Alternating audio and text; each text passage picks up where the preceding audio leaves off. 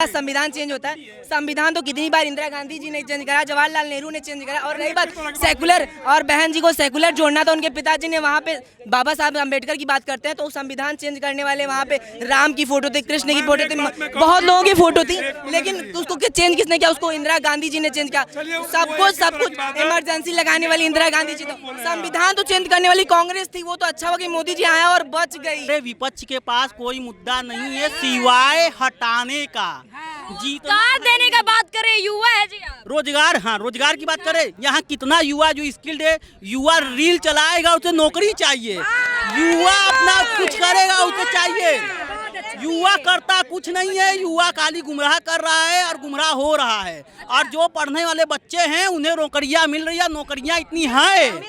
काशी का हुआ है, पापा पेपर लीक किसके शासन में नहीं हुआ है? आप रिकॉर्ड उठाइए, सपा के शासन में भी हुआ है। जिसकी भी सरकार के आप रिकॉर्ड उठाइए, अच्छी खासी पेपर लीक हुई है। लेकिन विपक्ष को खाली एक मुद्दा चाहिए कि बस वो अपनी करे, उन्हें जीतना भी नहीं है। उन्हें समझने में समय लग गया कि 400 पार मामला है नहीं, हमें जीतना है।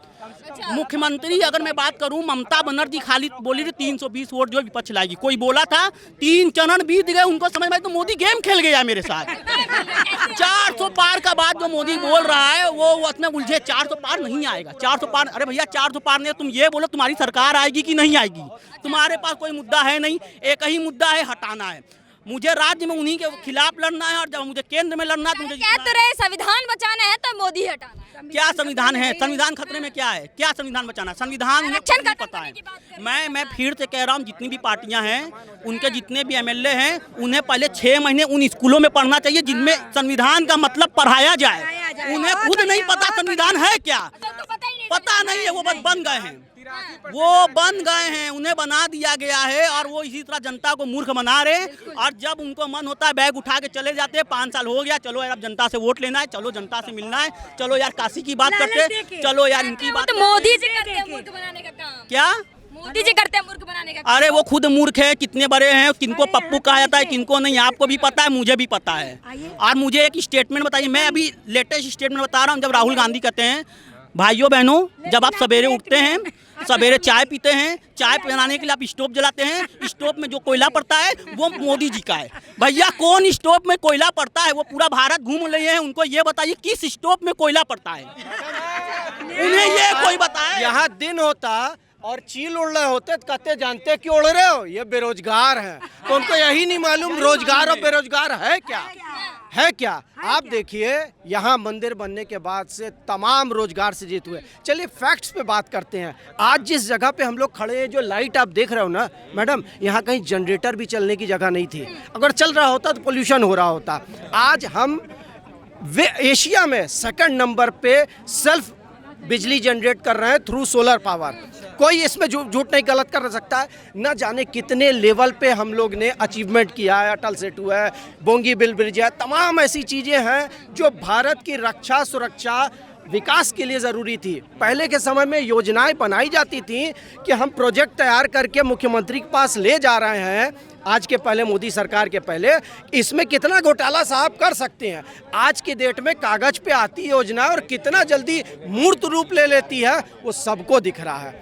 तमाम पूरे सिर्फ बनारस की बात नहीं है, हमारा प्रयागराज, हमारा मथुरा, हमारा अयोध्या, ये सब जगह डेवलप किया जा रहा है। तमाम यूनिवर्सिटीज़, एम्स बना दिए गए। ये सारे रोजगार, एक यूनिवर्सिटी 25 से 50 हज़ार के बीच में रोजगार सृजित करती है। यही हाल आपका मंदिरों का है, यही हाल आपका यूनिवर्सिटीज़ का है। तो इतनी तमाम चीज़ें होने के बावजूद आप पढ़े रहो, रील बनाते रहो और डिबेट में कुतर्क करते रहो कि साहब हमारे पास रोजगार नहीं है, तो ऐसा बोलने से नहीं चलेगा। रोजगार हर किसी कैसे चलेगा अभी बता दो ना देश। मैडम सारी चीज़ कैसे क्या चलेगा, सारी चीज़ बताते चले जा रहे हैं, सारी चीज़ बताते चल रहे हैं। अग्निवीर योजना भी गवर्नमेंट लेकर के आई है, इसमें भी 4 साल में अच्छा खासा पैसा भी दे रही है और नए नए बच्चों के लिए वो रोजगार का 17 अभी तो विपक्ष सवाल कर मैडम, विपक्ष तो हर किसी चीज पे जिस पे करना चाहिए उस पे नहीं कर रही। देखिए एक सेकंड, कहती है अडानी को एयरपोर्ट बेच दिया। अडानी ने वो एयरपोर्ट GMR इंफ्रा से खरीदा। अब कोई पूछे GMR इंफ्रा को किसने बेचा, भाई कांग्रेस ने बेचा था, आप वो क्यों नहीं बताते हो? मैडम रेलवे, भारतीय रेलवे तो बहुत पहले बेच चुकी है कांग्रेस। IRCTC प्राइवेट लिमिटेड, तो गलत कह रहा हूँ? पैसा किसको जाता है? IRCTC को। क्या बिक गया?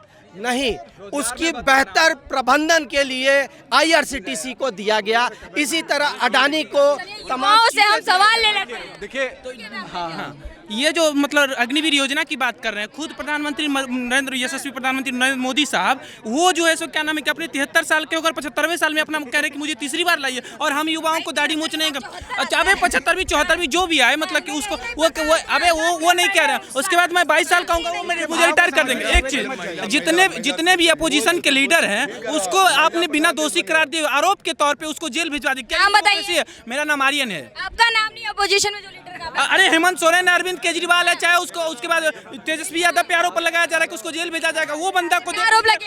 अरे वो उसको कहा जा रहा है कि मतलब कि हरियाणा में वो मॉल खोला जा रहा है, उसके बाद भी आरोप आपका साबित नहीं हुआ। भारतीय इलेक्शन, भाई सुनो, इलेक्शन कमीशन का ये नियम है कि किसी प्रत्याशी अगर कोई चुनाव लड़ रहा है, वो प्रत्याशी की मर जाता है तो उस सीट का चुनाव स्थगित कर दिया जाता है। लेकिन श्री राजीव गांधी जी की जब हत्या होती है तो पूरे देश का चुनाव स्थगित कर दिया गया। ये डिक्टेटरशिप है। डिक्टेटरशिप क्या है भाई सुनो, डिक्टेटरशिप क्या है कि इंदिरा गांधी जी रात में ज्ञानी जैल सिंह जी को, राष्ट्रपति को बुला करके सुप्रीम कोर्ट के निर्णय के बाद देश में आपातकाल लगवा देती हैं। वो डिक्टेटरशिप है कि ये डिक्टेटरशिप है? संविधान तो कई बार बदला गया है। संविधान की यदि कोई रक्षा कर रहा है तो नरेंद्र मोदी कर रहे हैं। न नरेंद्र मोदी हमको खाने को देंगे, न राहुल गांधी देंगे। अच्छा कर रहे हैं, ये तो कह रहे हो अपोजिशन को झूठा आरोप लगा। मैं बता रहा हूँ कैसे दे रहे हैं ना। ये पीडीए की बात करते हैं, पिछड़ा, दलित और मुसलमान। पहले कहे MOI, मुसलमान और यादव बात करते हैं। आज यदि पेपर लीक होता है तो उसके घर पे बुलडोजर चलता है। नहीं तो पहले लेखपाल की नौकरी निकलती थी, 16 लाख रुपया लाइए, नहीं तो जाति विशेष और वर्ग विशेष को दे दिया जाता था।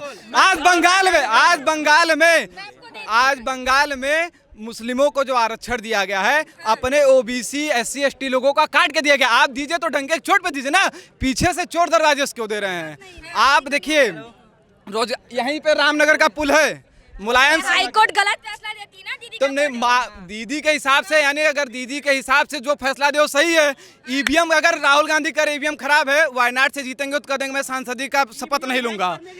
आप बोलिए, आप देखिए, ये अगर आप कर्नाटक जीते तो EVM ठीक है, यदि आप तेलंगाना जीते तो EVM ठीक है। हम हारे तो EVM खराब है, क्यों अमेठी छोड़ के भागे? एक बात जान लीजिए, काशी मथुरा का होगा श्रृंगार, अब की बार 400 पार बिल्कुल। और जो हर हर महादेव।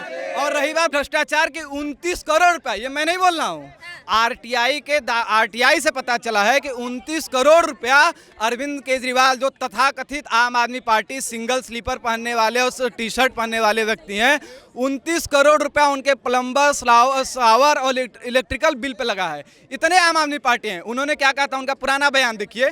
अन्ना आंदोलन में हम सभी लोग, हम तो बहुत छोटे थे, 9वीं 10वीं में थे, हम लोग जाते थे। उन्होंने कहा था कि यदि किसी के ऊपर भ्रष्टाचार का आरोप लगे, उसे पदमुक्त होकर के उसमें सहयोग करना चाहिए। क्या वो खुद पदमुक्त हुए? यदि अगर वो गलत नहीं है तो मनीष सिसोदिया से उन्होंने बौखला गई है, डर रही है ना भाई साहब। देखिए बौखलाई नहीं है। बीजेपी 2014 में आई थी, 2019 में आई थी, उस समय डिमोनेटाइजेशन, चौकीदार चोर है, सारे प्रोपेगेंडा इनके फैल गए। राहुल गांधी कहते हैं अडानी को इन्होंने बेचा, तो अशोक गहलोत की सरकार ने अडानी को क्यों राजस्थान में काम करने के लिए दिया था? अभी तेलंगाना में उन्होंने क्यों दिया? मुसलमान इस देश का नागरिक है, मानते हो? है तो हिंदू मुसलमान PM क्यों न करे? हिंदू मुसलमान PM क्यों न करे? हमारे देश का PM हिंदू मुसलमान क्यों न करे? ये एक उदाहरण बता रहा हूँ। इसके पहले सिर्फ और सिर्फ मुसलमान होता था। वक्फ बोर्ड, तमाम तरीके की योजनाएं, हज सब्सिडी, यही नहीं, हज पे भेजने के बाद 2000 दिरहम इन मुसलमान लोगों को दिया जाता था वहाँ घूमने के लिए। बताइए हमारे लोगों को कितना दिया जाता था? हिंदू मुस्लिम कहते हैं तो ये सीधे कह दीजिए आप सेकुलर नहीं है ना, आप सेकुलर नहीं है। हम नहीं है सेकुलर, हम सेकुलर नहीं है, हम पंथ निरपेक्ष हैं, हम पंथ निरपेक्ष हैं, हम पंथ निरपेक्ष हैं। सेकुलर ना होना अरे बिल्कुल नहीं, मैं ये कर, हमारा जो कॉन्स्टिट्यूशन है जिसे बाबा साहब अम्बेडकर ने पहले सुन लीजिए, ये कर नहीं, मैं ये उन्होंने जो मतलब उनके अध्यक्षता में बनाया गया, मैं ये कहूँगा आज तक भी जिस देश ने किसी भी एक आइडियोलॉजी को चाहे मतलब किसी भी एक चीज को बढ़ावा दिया हुआ हमेशा कट्टरता का प्रतीक है और तानाशाह का पहला चरण है। इसलिए मैं कहना चाहूँगा हमारा देश जो सेकुलर है, धर्मनिरपेक्ष है, यहाँ हर एक जाति मजहब लिंग, हर एक जाति मजहब रंग लिंग निंग भेद सब हर एक आदमी को यहाँ पे एकदम समान अवसर देना चाहिए, कोई वो नहीं होना चाहिए। का मतलब ये है कि प्रधानमंत्री को दो कौड़ी का लफंगा बोटी बोटी काटने का दे दे रहा है और वो खुला घूम रहा है, ये तानाशाही है क्या? इंदिरा गांधी जी ने, आप बोले थे हम रेडियो देंगे, सबका नसबंदी करवा दिया गया था। आप यकीन है, आप अपने पूर्वजों से पूछिए, ये तानाशाही है, ये तानाशाही है। आप मोदी जी को खून का सौदागर बोल के घूम सकते हैं, आप बाटला हाउस पर रो सकते हैं, लेकिन आप मोदी को कह रहे तानाशाह। भैया अगर तानाशाह रहता ना तो आप यही, अगर कांग्रेस की सरकार, सुप्रिया सिनेत कांग्रेस की एक अच्छी प्रवक्ता है, शराब घोटाले में अरविंद केजरीवाल को गरिया रही थी। अब गठबंधन देखिए कितना अच्छा है, दिल्ली में साथ है, पंजाब में एक दूसरे को गरिया रहे। क्यों? क्योंकि चोर चोर मौसेरे भाई, एक बेल पे है तो दूसरा जेल में है और दोनों का मेल हो चुका है। घबराने बात नहीं, ये जाने वाले हैं और इनको मैं बता दूं, इस बार जाएंगे तो ये उसके बाद कभी नहीं आ पाएंगे भाई। रही बात उनका परिणाम क्या चीज? जब मोदी जी बात करते हैं कि 2047 तक विकसित देश बनाएंगे तो विश्वास करते हैं आप? बिल्कुल, इसलिए मैं करता हूँ। आप देखिए मोदी जी ने क्या कहा, मैं जिस चीज़ का शिलान्यास करूंगा उसका मैं उद्घाटन करूंगा। बनारस में आप हमारे क्षेत्र में जाइए, आप मंडवाड़ी से महमूदगंज के लिए पुल बना है, जाम की समस्या कम हुई। ये रामनगर का पुल है, मुलायम सिंह यादव जी ने इसका शिलान्यास किया था। उसके बाद मायावती जी की सरकार आई, अखिलेश जी की सरकार आई, कोई नहीं बन पाया। 2017 में जब यशस्वी योगी आदित्यनाथ जी की सरकार आई तो ये आप कहीं मत जाइए, प्रत्यक्षम किम प्रमाणम, आप यही देखिए, यही ये पुल है। आप इस 80 घाट पे आइए, कितने लोग दुकान लगा के हैं। क्या आपको ये बताइए, आपको क्या रोजगार नहीं मिल रहा है? हम, हमारे कहने का मतलब, इन्होंने बोला संविधान चेंज होता है। संविधान तो कितनी बार इंदिरा गांधी जी ने चेंज करा, जवाहरलाल नेहरू ने चेंज करा। और रही बात सेकुलर, और बहन जी को सेकुलर जोड़ना था, उनके पिताजी ने वहाँ पे बाबा साहब अम्बेडकर की बात करते हैं तो संविधान चेंज करने वाले वहाँ पे राम की फोटो थी, कृष्ण की फोटो थी, बहुत लोगों की फोटो थी, लेकिन उसको चेंज किसने किया? उसको इंदिरा गांधी जी ने चेंज किया। सब कुछ इमरजेंसी लगाने वाली इंदिरा गांधी जी, तो संविधान तो चेंज करने वाली कांग्रेस थी। वो तो अच्छा हुआ कि मोदी जी आया और बच गई, मोदी जी बच गई, नहीं तो अगर संविधान अगर वो नहीं रहे होते ना, अगर 10 साल, मैं कहता हूँ कि 2014 में एक कानून आया था कि अगर कोई मुसलमान अगर हिंदू बहन बेटियों को छेड़ता है तो उसके ऊपर आरोप लगेगा। अगर हिंदू छेड़ेगा तो उसका घर गिरा दिया जाएगा, उसका जमीन ले लिया जाएगा। लेकिन अगर वही कोई मुसलमान अगर किसी हिंदू बहन बेटी को छेड़ता है तो उसके लिए उसका कुछ भी नहीं लिया जाएगा।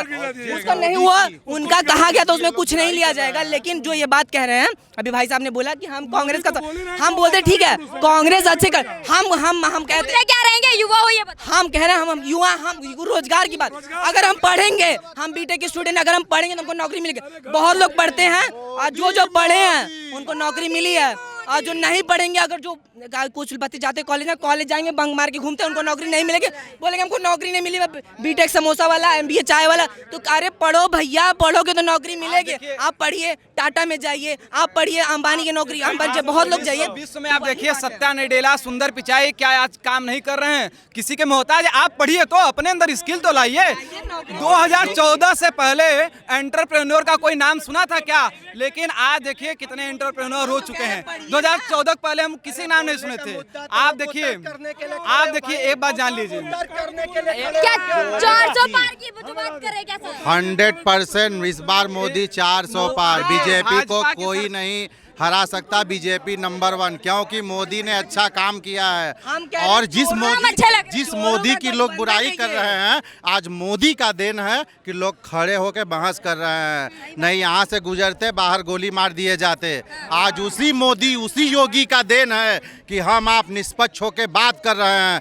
जिस मोदी की लोग बुराई कर रहे हैं, बुराई करने वालों को शर्म नहीं आ रही है। साक्षात राम जो मर्यादा पुरुषोत्तम है, उनका मंदिर बना, उनके मंदिर को लोग बुरा कर रहे हैं कि मंदिर नहीं बनना चाहिए। अरे यार थोड़ा सा शर्म करो भाई। कोई ऐसा नेता मिला जो हम हिंदुओं को जीने का सहारा मिला।